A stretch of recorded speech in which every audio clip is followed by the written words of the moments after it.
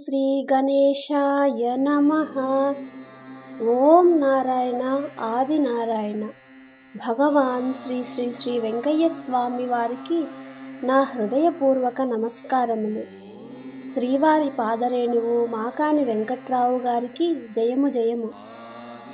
భగవద్భక్తులందరికీ నా నమస్కారములు.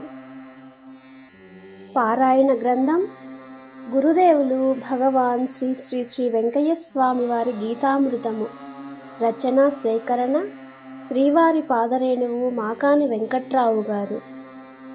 గాత్రం నందిమండలం కుసుమ. సమర్పణ మండవ రవికాంత్.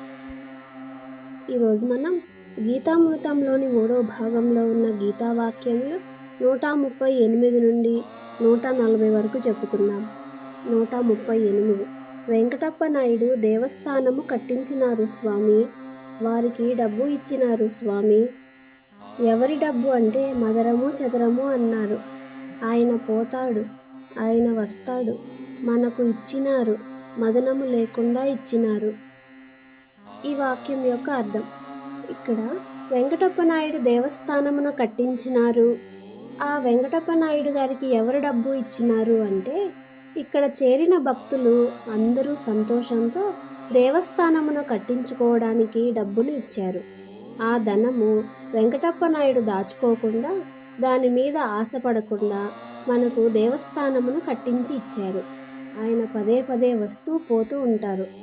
అందుకే అలా వస్తూ వెళ్తూ ఉంటే మనకి బాధ ఎందుకు? 139. స్వామివారు లోకములో తీసినారు. ఈ వాక్యం యొక్క అర్థం. స్వామివారు లోకంలో తీసినారు అంటే, లోకమనగా ఈ ప్రపంచం. ఈ ప్రపంచంలో ఉన్న జనులు అందరూ కూడా ఎంతో కొంత భక్తి కలిగిన వారే. ఈ భక్తుల నుండి స్వామివారే దేవస్థానమును కట్టించుకోవడానికి ధనమును తీసి వెంకటప్ప నాయుడికి ఇచ్చారు. అంతేకాని ఎవరినూ ఏమీ ఇవ్వలేదు. 140. కండ్లు పట్టి నాకు ఏమి వస్తాది, ఏమి కాళ్ళు, వీరు వారు వచ్చి కాళ్ళ కాడ తగులు వచ్చినాయి స్వామి. ఈ వాక్యం యొక్క అర్థం. కండ్లు కాళ్ళు ఈ రెండు మానవుని మనుగడకు ముఖ్యమైన అవయవాలు. ఇవి సాధన పొందటానికి తగిన అవయవాలు కూడా. ఈ రెండు అవయవాలు పరస్పరం స్నేహంతో ప్రేమతో నిండి ఉంటే సమస్తం సక్రమంగా సిద్ధిస్తాయి. కానీ ఇవి ఒకదానితో ఒకటి తగువలాడుకుంటే ఏమీ సిద్ధింపదు. కేవలం కన్నులతో ఏమీ చేయజాలము, అట్లే కేవలం కాళ్ళతోనూ ఏమీ చెయ్యలేము.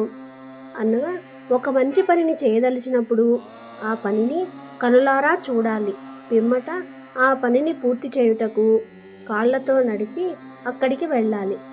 అక్కడ ఏమి జరిగినదో, ఏమి జరగవలెనో గుర్తింపవలనన్నా కానీ అక్కడికి వెళ్ళుటకు కాళ్ళు కావాలి. దానిని చూడడానికి కండ్లు కూడా కావాలి. అంతేగాని ఎవరో చెప్పిన దానిని అనగా సరిగా చూచి చూడక, పరిశీలింపక, అక్కడికి వెళ్ళక, సమగ్రముగా పరిశీలన చేయకుండా తగులాడితే నీకు నాకు ఏమీ ఫలితం లేదు. ఇంతటితో ఈ గీతావాక్యముల యొక్క అర్థం పూర్తయింది. తరువాయి భాగంలో మనం గీతావాక్యములు 141, 142 గురించి చెప్పుకుందాం. ఓం నారాయణ ఆదినారాయణ. శ్రీవారి పాదరేణువు మాకాని వెంకట్రావు గారికి జయము జయము. రాజాదిరాజ యోగిరాజ పరబ్రహ్మ శ్రీ సచ్చిదానంద సద్గురు శ్రీ వెంకయ్య స్వామి మహారాజుకి జై. ఇంత చక్కని గీతామృతమును మనకు అందించిన శ్రీ వెంకయ్య స్వామి వారికి, శ్రీ మాకాని వెంకట్రావు గారికి శతసహస్ర కోటి నమస్కారములు. ఈ గీతామృతమును మనమందరం పారాయణ చేసి బ్రహ్మజ్ఞానమును పొందుదాం. సర్వే జనా సుఖినో భవంతు. ఓం నారాయణ ఆదినారాయణ.